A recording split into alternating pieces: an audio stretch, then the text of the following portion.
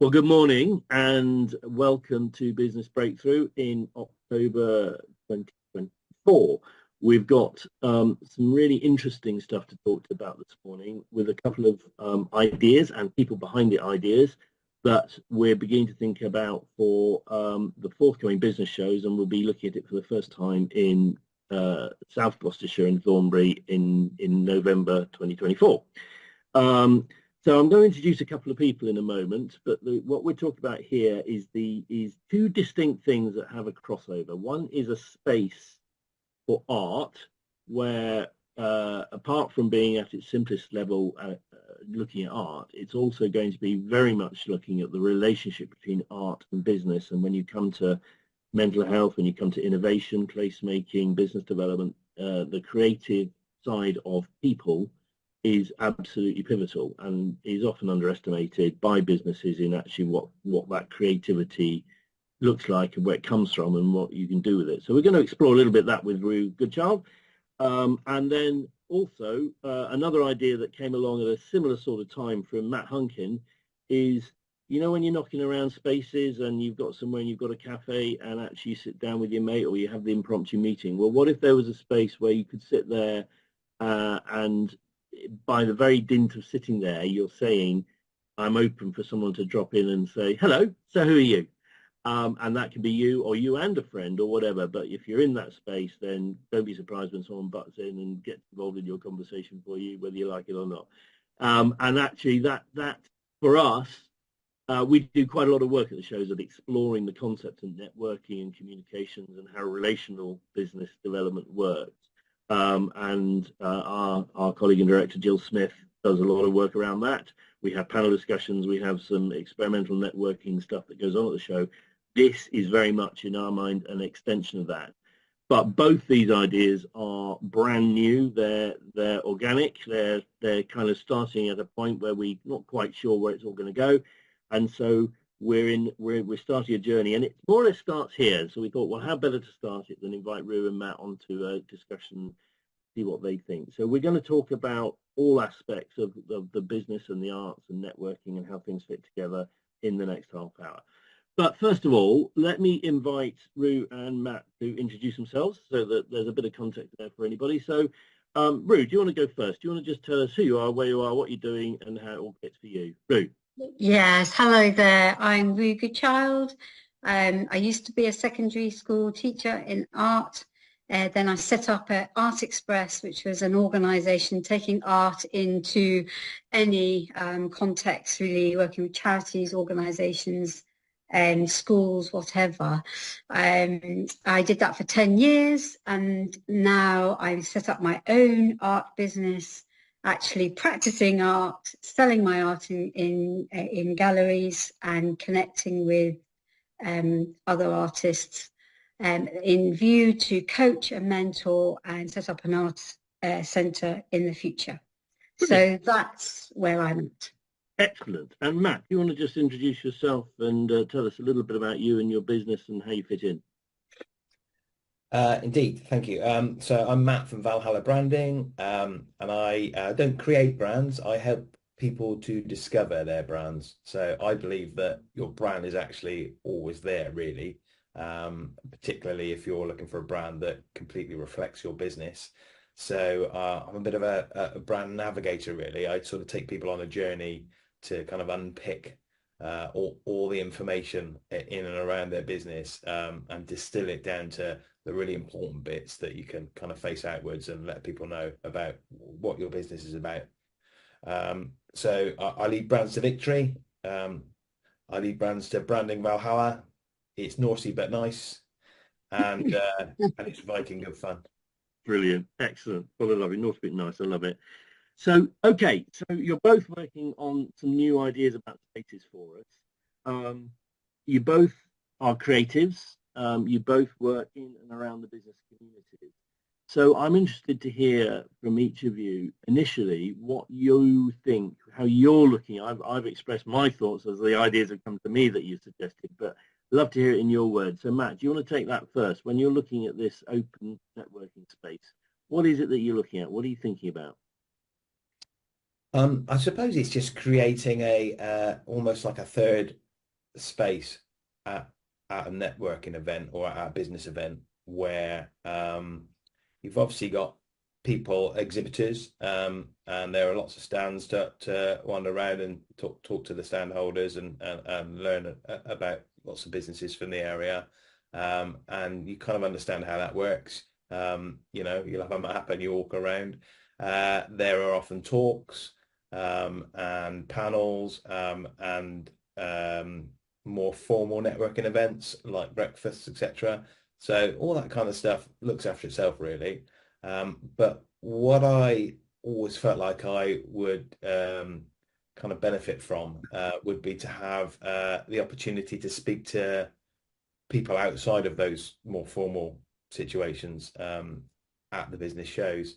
So I thought I'd just I came up with the idea of creating a space where if you go there and loiter or sit down, then you're basically saying that you're open to having conversations with people, and just that, really, not pitching to them, because I don't think that's really that's probably not the most successful way to network, but just being interested in what people are doing and where they're coming from, and learning about their businesses.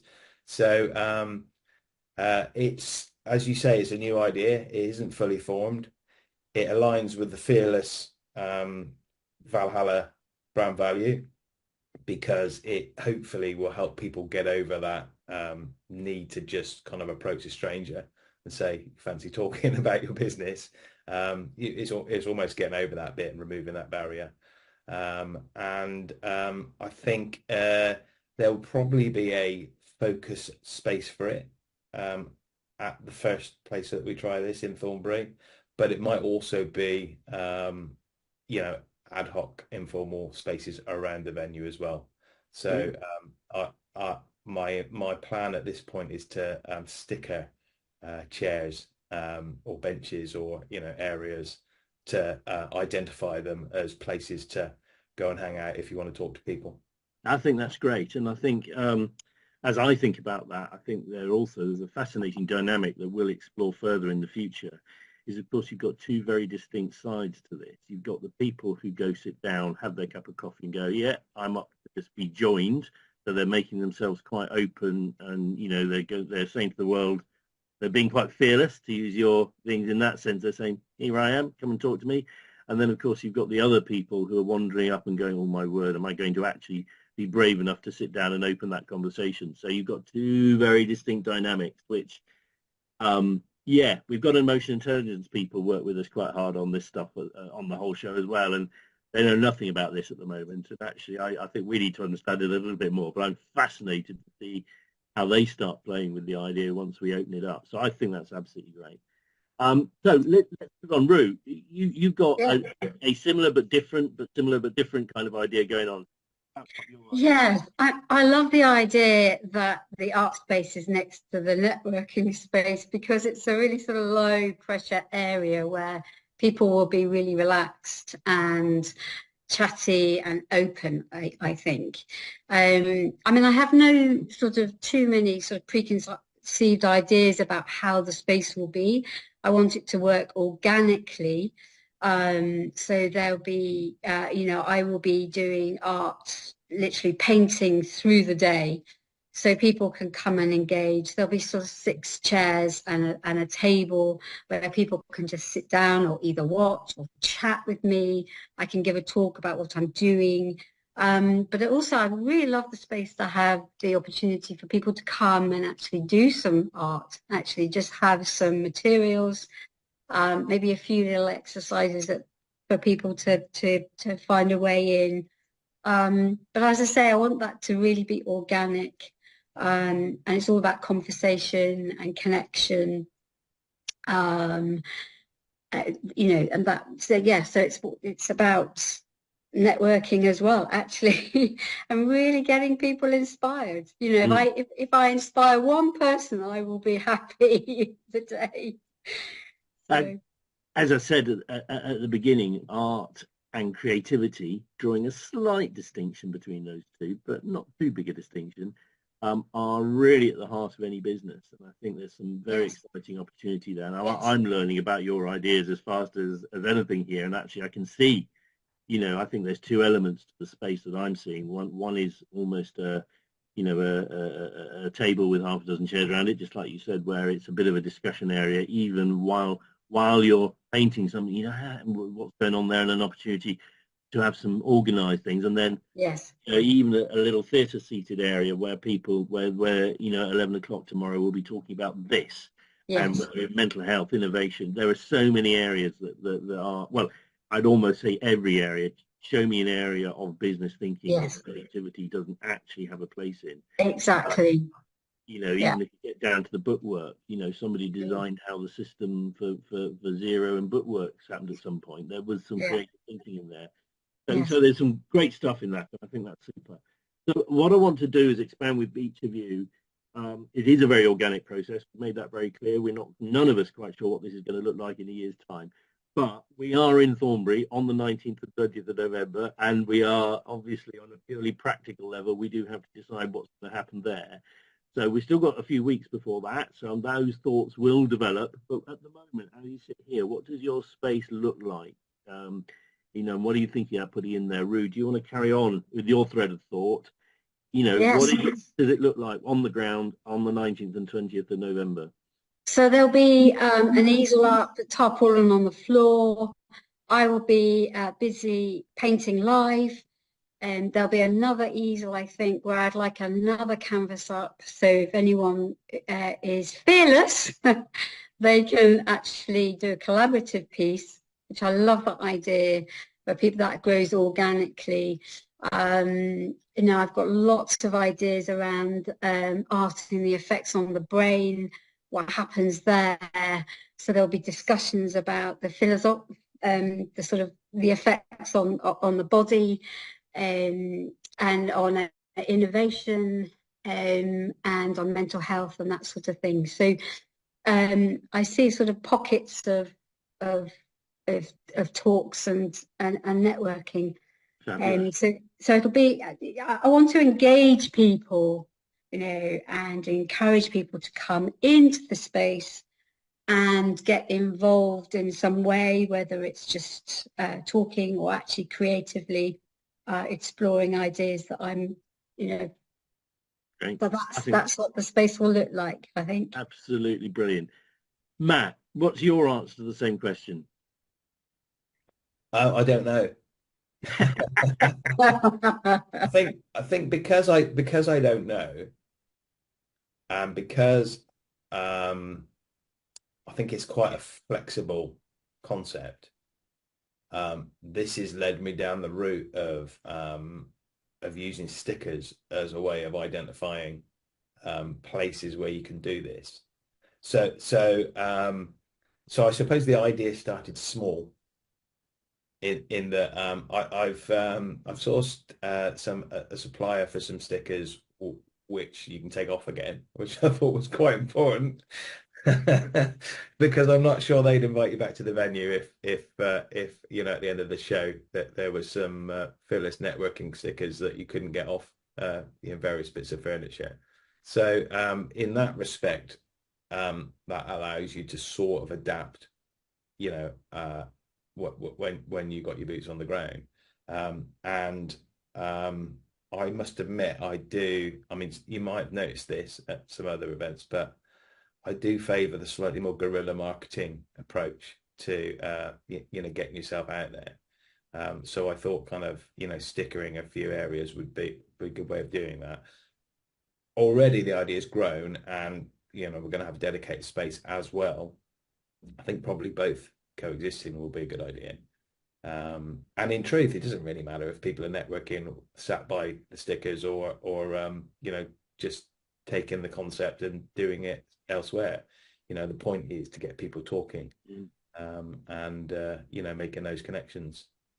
I think one of the developments as we begin to think about it is we probably need to find a few people who understand what you're doing and understand what's going on, who are willing to make sure that they will spend a quarter of an hour just sat in one of those spaces just to kick the game into play. So people say, why is he sitting there all on his Todd? And then it's like, oh my word, or conversely would be willing to look for people who are sat there and go and join in, so that actually there is an action that begins to grow about this, so that we can help people get the message about what's happening here, if that makes sense. Yeah, what one of the things that did occur to me is I know that Jill's particularly good at this. Jill, when you run your networking segments of other meetings or networking at shows, that kind of ice-breaking kind of theme that gets people talking about other stuff and just somehow gets the wheels in motion. I think it is a really good technique of instigating the conversation. So I did wonder whether perhaps we should have a conversation about this, but I did wonder whether having some in perhaps particularly in the more kind of formal area, none of it's formal, but you get what I mean. This sort of space where you can head towards rather than chancing upon a chair that's stickered.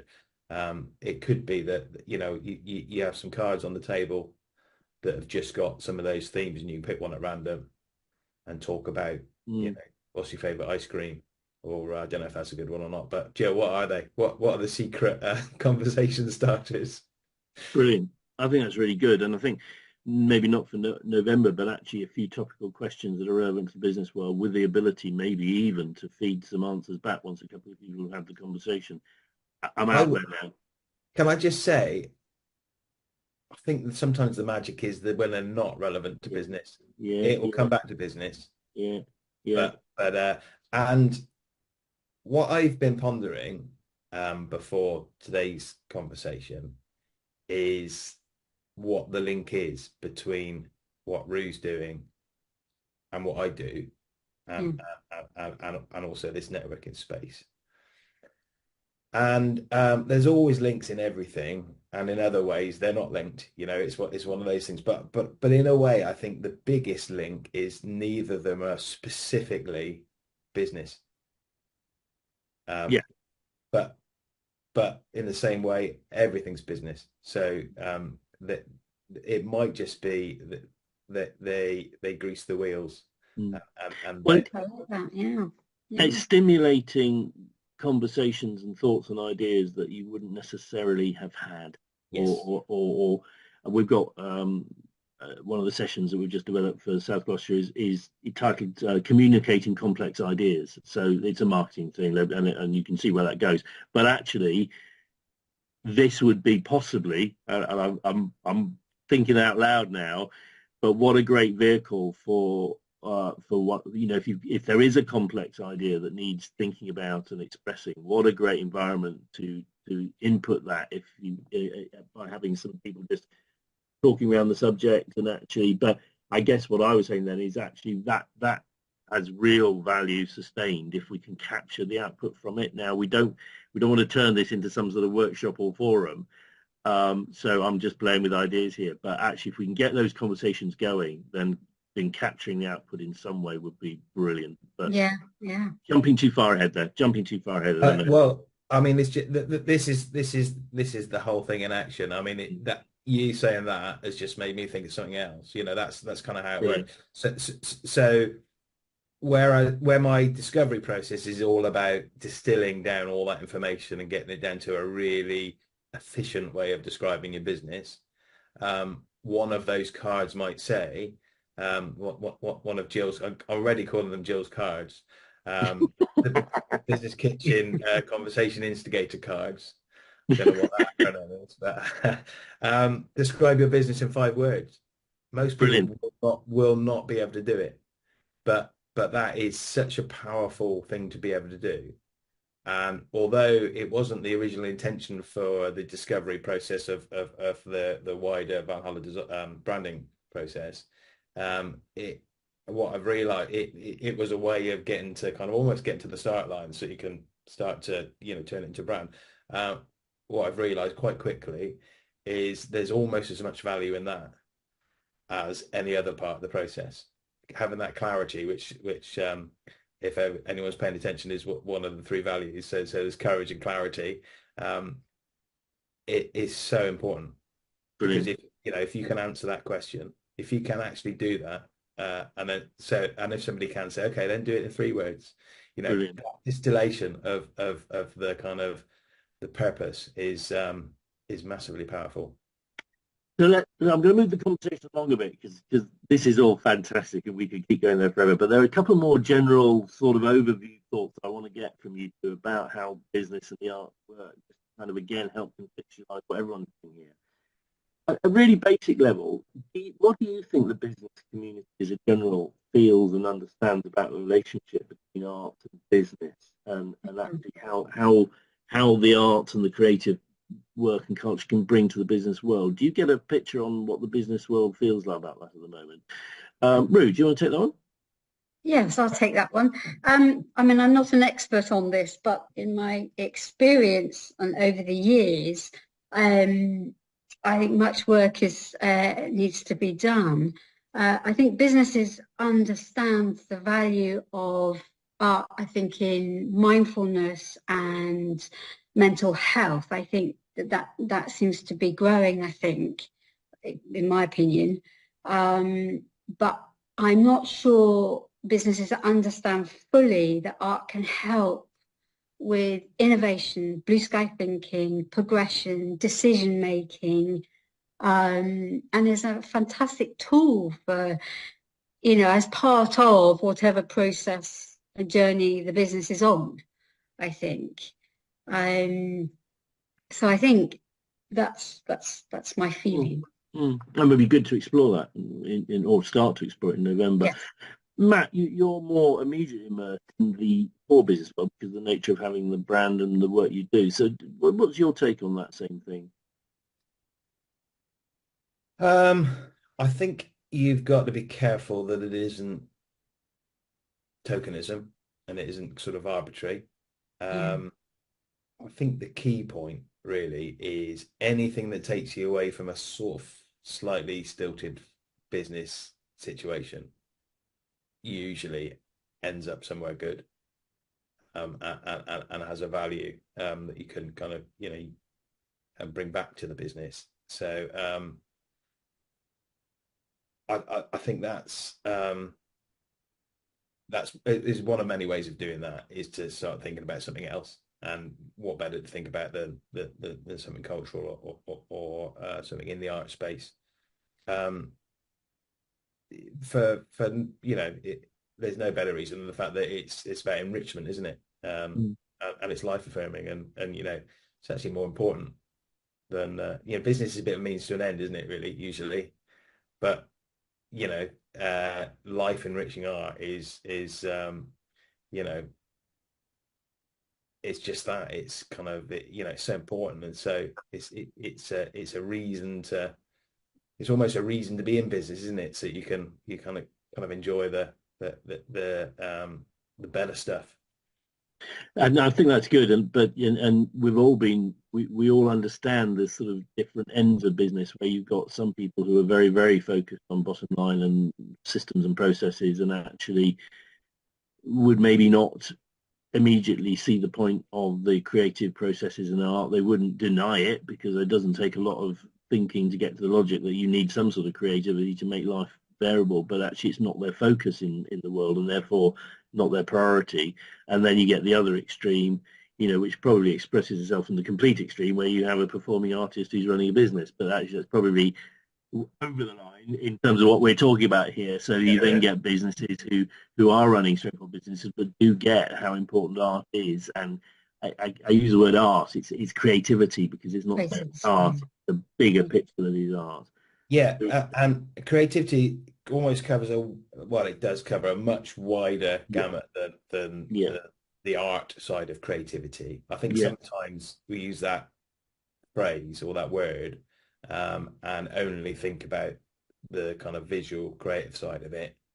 But when you think about what is it to create, and that it's just the space between something not existing and something actually existing, and what happens in between, and that can be that can be maths or something like that, can't it? Which would describe yes, it. Absolutely.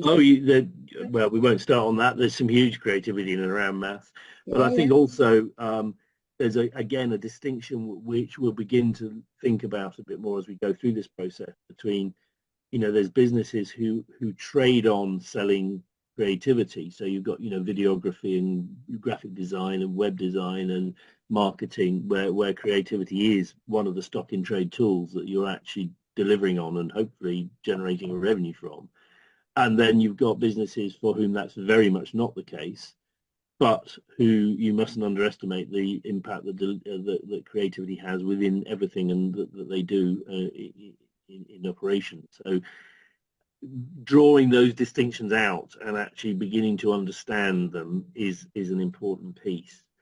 I'm going to ask a question now, which has been something that we've been looking at with a wry smile, because it's an interesting question for many, many years. And we've talked about it to hardcore business people. We talked about it to musicians and creative people.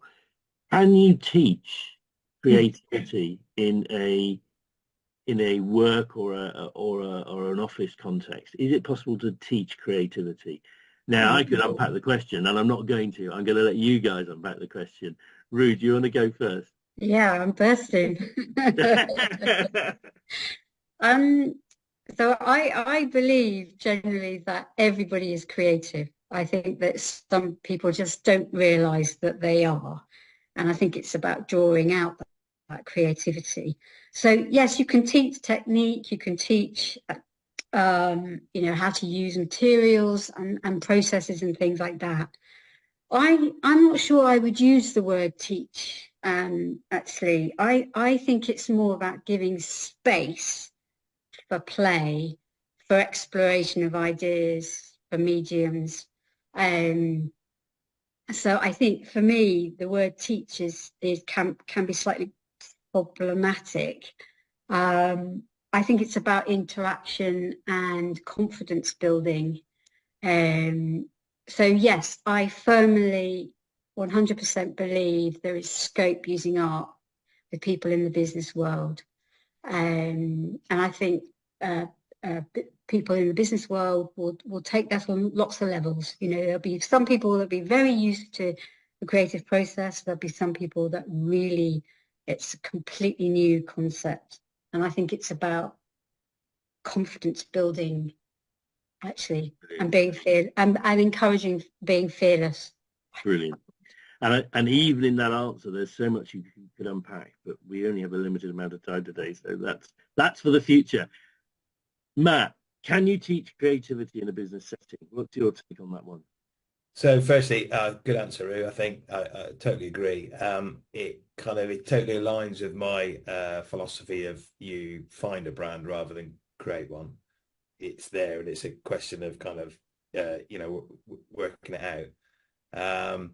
I suppose the other thing that the question relies on is whether creativity in itself is a skill, or whether it's a broader theme, and there are lots of other skills, that sit below it. I think it's sometimes so difficult, isn't it, to think,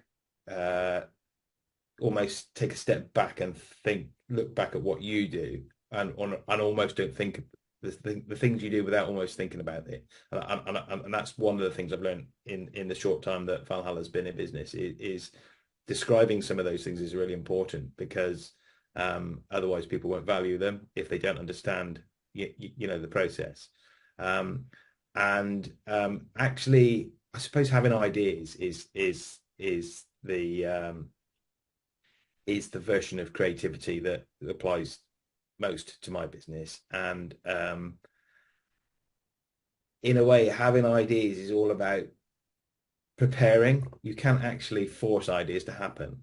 You just need to sort of get yourself in the right position to be able to kind of have those ideas. Ideas usually come from a slightly subconscious thing, I think, really. Yeah.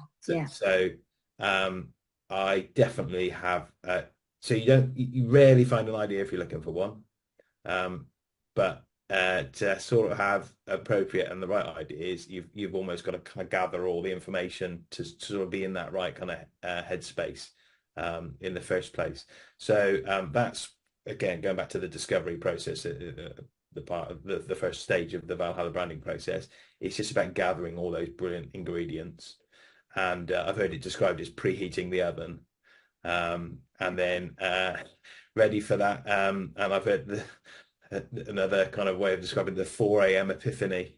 So that's one time where I get my ideas. It's kind of in the middle of the night, or when I'm driving, or always when I go on holiday. I think it's the minute you kind of, I suppose, not to be thinking about it, that's when the ideas start to kind of flood in. So I think it's something you encourage rather than learn. And I think, like a lot of these things, it's almost like a muscle. The more you use it, there you go, the better you are at it. Yeah. And I used to worry, what if I don't have an idea? You know, what if I can't think of something? I never worry about that anymore, because I think I've trained that muscle. Now I worry about more boring business things, because the actual kind of creative side of it kind of looks after itself more through regular use, I suppose. And in terms of that small discussion area that we're thinking about in the ARTspace, with that Ave board and the thing that we scribble on and say 11 o'clock tomorrow, I think I'm putting that question forward. I'm thinking, just hearing you two explore that now on screen, I'm thinking that's a great subject area to tell people that we're going to be sitting and talking about, and we'll be fascinated to see whether people ambling around the show will go, I need to tune into that discussion. I think that's a really good thing. And there are lots of examples like that. Both of you there have touched on things and, you know, dabbled and put your toe in the water of something which in its own right could be a massive discussion. I think the fruit of the potential content that you bring out in just those two answers across time and, you know, is immense. So I think that's great. Okay, so we're heading up. I'm going to go with one last question, which is a very businessy orientated question that you're going to ask quite rightly in any situation. We've got a feel for what you guys are thinking about for the show. We know what the subject areas are. We know where you're trying to go with this, and it's an organic process. We've talked about that. In each of your cases, what would you think of as a successful outcome from what we do in November? You know, as you go in, you've got an idea. As you come out the other side and you're looking at it and you're reviewing, you say, what are you seeing that goes either, yep, that was a good result, or actually, no, we're not going to do that again? What sorts of things would you be seeing? Matt, do you want to take that first? Good question. So the KPIs question, right? So yeah, trying to ground it in a bit of solid business stuff, even though we're trying to get away from that. Yeah. Can I, you get those kind of profiles and with a set of questions, and what things like what's the best piece of advice you've ever been given, and what's your favorite saying, and all that sort of stuff. I filled one of those out once, and my favorite saying is, you don't fatten a calf by constantly weighing it. which I think sort of gives you a bit of a kind of a glimpse into my instinctive view on measuring some of this stuff, because the creative process it has fuzzier edges than some aspects of business. But I realise that what you're usually doing is asking people to give you money to do this, so therefore they won't accept that as an answer, and they want to say, yeah, that's fine, Matt, fine, but how do we measure it? And I think you've just got to kind of choose what the metric is, really, I suppose. So I think in this case, and I usually use a comparison one. So with branding, I often refer to when you're thinking about buying a service or a product, and you're doing a bit of desktop research and you're going on websites. You know how you might you do a search, you might click on a website, the website pops up, your instant response is, oh blimey, these look a bit, that's not very professional, or this, even credible, and you quickly click up again because it's so easy, and you click the next result, and then they might give you a far more reassuring impression the minute you get on the website. I say minute, it's actually a fraction of a second it takes you to make up your mind about whether business is going to help you or not. I always say, which would you rather be, of the two? And obviously people say, well, I want to be the one that when they kind of land on my website, or my van drives past them, or they walk past my shop front, they get a sense of, oh, I can trust these people, or they're going to be able to solve my problem, they're going to be able to look after me. So I think that is the measure in a kind of do you want branding or not situation. In terms of how do you measure whether creating a fearless networking space is a success or not at show, I suppose it's did people have more conversations than they would have done if it wasn't there? It is what it is, really. What happens beyond those conversations, we haven't really got any control over. But without them, we know that certain things won't happen. Yeah, and that's perfectly valid. And I think actually just, if we went through the entirety of the 2 days and nobody ever sat down, that wouldn't be a great result. Not for any reason of it's just the effect isn't happening. If you go through the entirety of the 2 days and every time you walk past one of these places there are people sitting and talking, then obviously something's going on. We're not trying to understand it too far, but that would be great, wouldn't it? So maybe some clever photography with a long lens might make absolutely. Time-lapse photography, I love it. Yeah, absolutely. Rue, what's your take on that? What would be a good result for ARTspace over the 2 days? I feel that there'll be so many businesses probably that haven't even thought about the art or creativity per se would benefit the business world. So I think as long as I've had those conversations and I feel that they've been inspired with the possible sort of meetings at other times, then I think that's a really good outcome. The fact that I've had those conversations, I can see people's eyes light up with this possible idea of creativity serving them in some way, I think. Brilliant. Yeah. That's great. And that's a really good note, I think, to end on. So thank you both very much indeed. Looking forward to this journey and see how it works now with us for shows to come. I wouldn't say years to come, maybe I do mean that, but show by show we'll work it out. So thank you both. Thank you, Matt. Thank you, Rue. That's been really interesting. We'll see what happens on the 19th and 20th of November down in Thornbury and take it from there. So thank you very much.